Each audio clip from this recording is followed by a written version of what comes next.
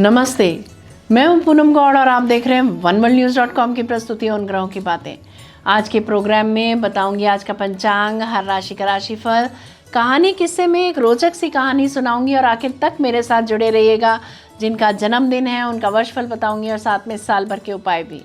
शुरू करते हैं आज के पंचांग से। आज शनिवार 21 फरवरी 2026 है।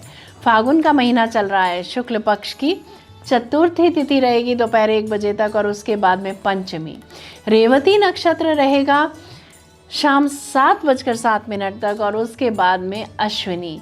शुभ योग रहेगा दोपहर 3:51 तक और उसके बाद में शुक्ल योग।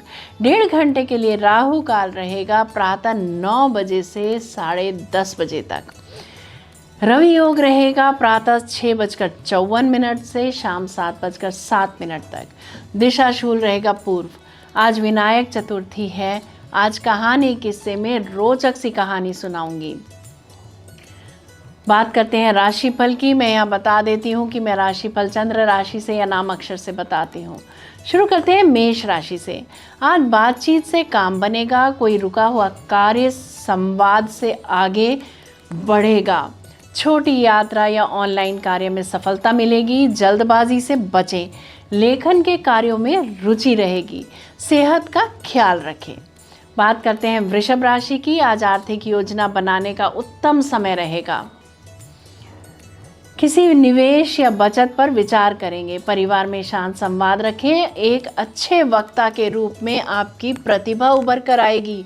जिन लोगों का फाइनेंस से संबंधित व्यवसाय है उनको आज लाभ हो सकता है।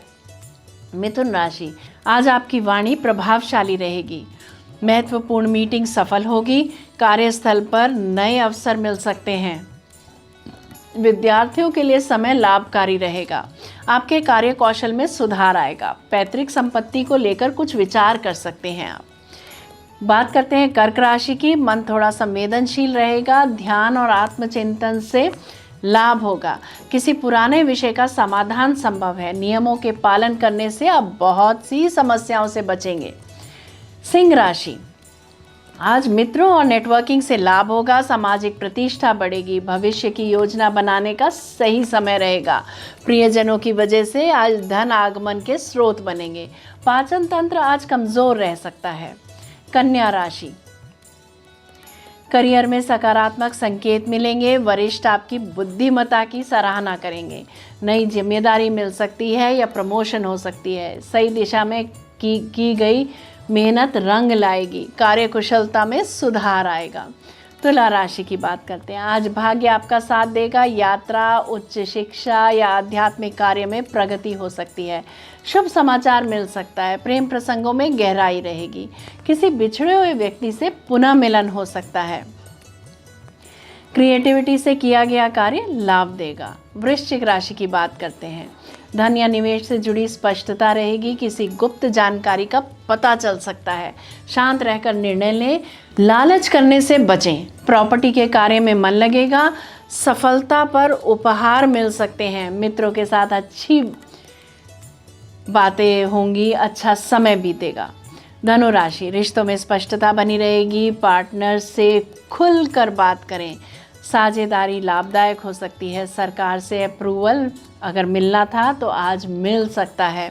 प्रमोशन के योग बन रहे हैं। मकर राशि की बात करते हैं। कार्यस्थल पर व्यस्तता बढ़ेगी। नई योजना बन सकती है। स्वास्थ्य में पाचन पर ध्यान दें। किसी प्रतियोगिता में सफलता के कारण धन लाभ हो सकता है। धन लाभ के अवसर भी मिलेंगे। कुंभ राशि। आज आपका व्यक्तित्व और विचार चमकेंगे। नई शुरुआत या महत्वपूर्ण घोषणा संभव है। कला, खेल, धर्म के क्षेत्र में मन लगेगा। प्रेम प्रसंगों के अवसर हाथ आएंगे। बस नकारात्मक विचारों से दूर रहें। आखिर में बात करते हैं मीन राशि की। आज आध्यात्मिक ऊर्जा प्रबल रहेगी। कोई पुराना अध्याय समाप्त होगा और नई दिशा मिलेगी। प्रॉपर्टी, वाहन व फर्नीचर से धन लाभ के योग बनेंगे। मनपसंद की वस्तुओं में निवेश कर सकते हैं। गैर जातीय विवाह का मन बना सकते हैं आप आज। ये था राशि का राशिफल। बात करते हैं कहानी किस्से की। एक बार एक प्रतापी राजा ने अपने राज्य के सभी प्रसिद्ध विद्वान ज्योतिषियों की सभा बुलवाई। सभा में पहुंचते ही राजा ने एक गंभीर प्रश्न रखा। मेरी जन्म कुंडली के अनुसार मेरा राजा बनने का प्रबल योग था और मैं राजा बना भी, परंतु उसी घड़ी मुहूर्त में मेरे साथ न जाने कितने अन्य बालक भी जन्मे होंगे, किंतु वे राजा क्यों नहीं बन सके।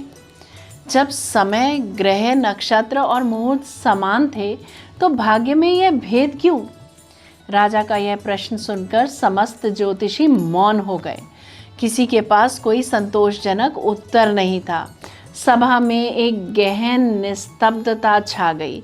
तभी एक वृद्ध विद्वान उठे और विनम्र स्वर में बोले, महाराज, इस प्रश्न का उत्तर यहाँ संभव नहीं। नगर से कुछ दूर घने वन में एक महात्मा तपस्या में लीन है। संभव है वो आपकी जिज्ञासा शांत कर सके। राजा ने बिना विलंब किए वन की ओर प्रस्थान किया। घने जंगल में पहुंचकर उन्होंने जो दृश्य देखा वह अत्यंत विचित्र था। एक महात्मा आग के ढेर के पास बैठे हुए जलते हुए अंगारों का भोजन की भांति खा रहे थे। राजा ये देखकर विस्मित रह गए और साहस जुटाकर अपना प्रश्न पूछ बैठे। महात्मा ने क्रोधित दृष्टि से राजा की ओर देखा और कहा, तेरे प्रश्न का उत्तर मेरे पास नहीं। आगे पहाड़ियों के बीच एक और महात्मा है, वही इसका उत्तर दे सकते हैं। राजा की जिज्ञासा अब और भी प्रबल हो चुकी थी। कठिन पहाड़ी मार्ग पर पार करते हुए अनेक कष्ट सहकर वे दूसरे महात्मा के पास पहुंचे। वहां का दृश्य तो और भी भयावह था। वह महात्मा अपने ही शरीर का मांस चिमटे से नोच नोच कर खा रहे थे। राजा भय और करुणा से कांप उठा। उन्होंने जैसे ही प्रश्न करना चाहा, महात्मा ने कठोर स्वर में कहा, मैं भूख से व्याकुल हूँ, मेरे पास समय नहीं। आगे एक आदिवासी गांव है, वहाँ एक बालक जन्म लेने वाला है जो कुछ ही क्षण जीवित रहेगा, वही तेरे प्रश्न का उत्तर देगा। राजा की व्याकुलता अब चरम पर थी। वे शीघ्र ही उस आदिवासी गांव पहुंचे और दंपत्ति को सारी बात बतलाई। कुछ ही समय बाद एक बालक ने जन्म लिया। दंपति उसे बालक को नाल सहित राजा के समक्ष ले आए। अचरज की बात यह थी कि वह नवजात बालक राजा को देखते ही मुस्कुराया और बोलने लगा, राजन, मेरे पास भी अधिक समय नहीं है, परंतु तुम्हारे प्रश्न का उत्तर सुन लो। तुम, मैं और वे दोनों महात्मा, हम 7 जन्म पहले चारों सगे भाई थे और राजकुमार थे। बालक ने आगे कहा, एक बार हम चारों भाई शिकार खेलते खेलते जंगल में भटक गए। 3 दिन तक हम भूखे प्यासे रहे। तभी हमें आटे की एक पोटली मिली। हमने उससे 4 बाटियां बनाई और आग पर सेक ली। जैसे ही हम खाने बैठे तभी एक भूखा प्यासा महात्मा वहां आ पहुंचा। उसने पहले उस भाई से याचना की जो आज अंगार खा रहा है, बेटा, मैं 10 दिन से भूखा हूँ, अपनी बाटी में से थोड़ा दे दो। उस भाई ने क्रोध में उत्तर दिया, तुझे दे दूँ तो मैं क्या खाऊँ, आग, और उसे भगा दिया। फिर वह महात्मा दूसरे भाई के पास गया जो आज अपना मांस खा रहा है। उसने भी क्रोधपूर्वक कहा, यदि तुझे दे दूँ तो क्या मैं अपना मांस नोच कर खाऊं? वह महात्मा मेरे पास आया, मैंने भी स्वार्थवश उसे मना कर दिया। अंततः वह तुम्हारे पास आया। हे राजन, तुमने दया और प्रेम से अपनी बाटी का आधा भाग उसे अर्पित कर दिया। बालक बोला, तब उस महात्मा ने प्रसन्न होकर कहा था, तुम्हारा भविष्य तुम्हारे कर्म और व्यवहार से निर्मित होगा। आज उसी कर्म का फल हम सब भोग रहे हैं। इतना कहकर वह बालक मुस्कुराया और प्राण त्याग गया। राजा स्तब्ध रह गया। उसकी आंखें खुल चुकी थी। धरती पर एक ही समय में अनेक फूल खिलते हैं, किंतु सबका रंग, रूप, सुगंध और आकार समान नहीं होता। उसी प्रकार एक ही समय में जन्म लेकर भी सभी का भाग्य समान नहीं होता, क्योंकि कर्म समान नहीं होते। मनुष्य वही पाता है जो उसने किया, जो उसने दिया और जो उसने लिया। यह कहानी हमें सिखाती है कि केवल जन्म समय, भाग्य या ग्रह नक्षत्र ही हमारे जीवन का निर्धारण नहीं करते, बल्कि हमारे कर्म, व्यवहार, करुणा और संवेदनशीलता ही हमारे भविष्य की वास्तविक नींव होते हैं। जिस प्रकार गलत पासवर्ड से एक छोटा सा मोबाइल भी नहीं खुलता, उसी प्रकार गलत कर्मों से मोक्ष, सुख या स्वर्ग के द्वार नहीं खुलते। दया, त्याग और मानवता ही वे बीज हैं जिनसे उज्जवल भविष्य का वृक्ष फलता फूलता है।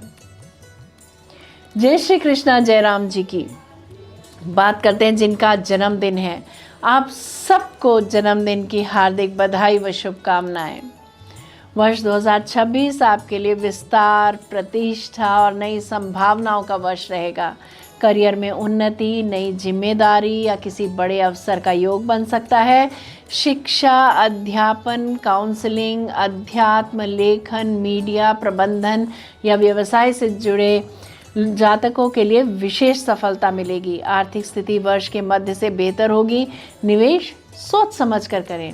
रिश्तों में यह वर्ष परिपक्वता और सामंजस्य लाएगा। विवाह योग्य जातकों के लिए अच्छे प्रस्ताव आ सकते हैं।